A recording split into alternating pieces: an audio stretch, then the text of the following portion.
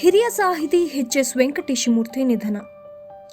ನಾಡಿನ ಹಿರಿಯ ಕವಿ ಸಾಹಿತಿಯಾದಂತಹ ಎಚ್.ಎಸ್. ವೆಂಕಟೇಶಮೂರ್ತಿ ತಮ್ಮ 88ನೇ ವಯಸ್ಸಿನಲ್ಲಿ ಇಹಲೋಕ ತ್ಯಜಿಸಿದ್ದಾರೆ. ವಯೋಸಹಜ ಕಾಯಿಲೆಯಿಂದ ಆಸ್ಪತ್ರೆಗೆ ದಾಖಲಾಗಿದ್ದ ಅವರು ದುರಾದೃಷ್ಟವಶಾತ್ ಚಿಕಿತ್ಸೆ ಫಲಕಾರಿಯಾಗದೆ ಮೃತಪಟ್ಟಿದ್ದಾರೆ. ಪಾರ್ಥಿವ ಶರೀರವನ್ನ ರವೀಂದ್ರ ಕಲಾಕ್ಷೇತ್ರದಲ್ಲಿ ಇರಿಸಲಾಗಿದ್ದು, ಅಂತಿಮ ದರ್ಶನಕ್ಕೆ ಬೆಳಗ್ಗೆ 11ರಿಂದ 2 ಗಂಟೆ ತನಕ ಅವಕಾಶ ನೀಡಲಾಗಿದೆ. ವೆಂಕಟೇಶಮೂರ್ತಿರವರು ನನ್ನ ಗುರುಗಳು. ನಮ್ಮನ್ನು ಅಗಲಿರೋದು ನಮಗೆ ತುಂಬಾ ಬೇಸರ ತಂದಿದೆ.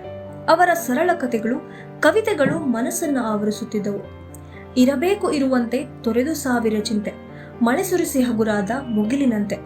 ಈ ಕವಿತೆ ಎಲ್ಲೆಡೆ ಪಸರಿಸಿದೆ ಎಂದು ಹಿರಿಯ ನಟ ಶ್ರೀನಾಥ್ ಕಂಪನಿ ಸುರಿಸಿದರು. ವೆಂಕಟೇಶಮೂರ್ತಿ ನಮ್ಮ ಗುರುಗಳು. 3 ಜನನ ನಾನು ಗುರುಗಳು ಅಂತ ಕರೀತಾರೆ.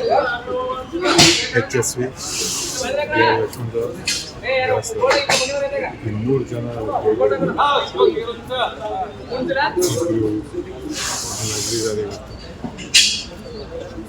ಯಾವತ್ತು ವೆಂಕಟೇಶಮೂರ್ತಿ ಅವರು ಅಂತ ಹೇಳ್ತಾ ಇದ್ರು. ಅವರ ಸರಳವಾದ ಮಾತುಗಳಲ್ಲಿ ಅಷ್ಟೇ ಚೆನ್ನಾಗಿ ಕವಿತೆಯನ್ನು ಬರೆದಿದ್ದಾರೆ. ಇರಬೇಕು ಇರುವಂತೆ ತೊರೆದು ಸಾವಿರ ಚಿಂತೆ, ಮಳೆ ಸುರಿಸಿ ಮಾಗಿದ ಹಗಲಾದ ಮುಗಿಲಿನಂತೆ. ನಾವು ಬಾನಿನಂತೆ ಅಂತೀವಿ, ಅವ್ರು ಮುಗಿಲಿನಂತೆ ಅಂತ ಬರೆದಿದ್ರು.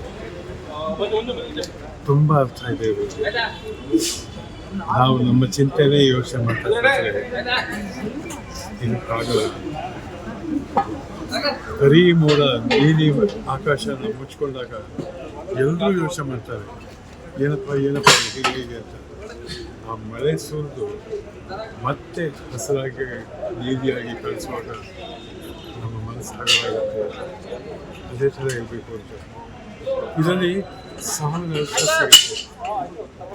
ಬಾಳ್ಬೇಕಾದ ಮನುಷ್ಯ ಹೇಗೆ ಬಾಳ್ಬೇಕು, ಬಾಳುವುದನ್ನು ಹೇಗೆ ಬಾಳಿಸ್ಬೇಕು.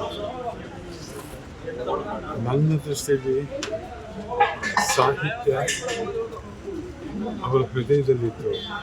ಆ ಕೃತಿಯನ್ನು ನನ್ನಂಥ ಒಬ್ಬ ಪಾಮರನಿಗೂ ಕೊಟ್ಟು ಆ ಕೃತಿಯ ಚೆನ್ನಾಗಿರೋ ಹಾಗೆ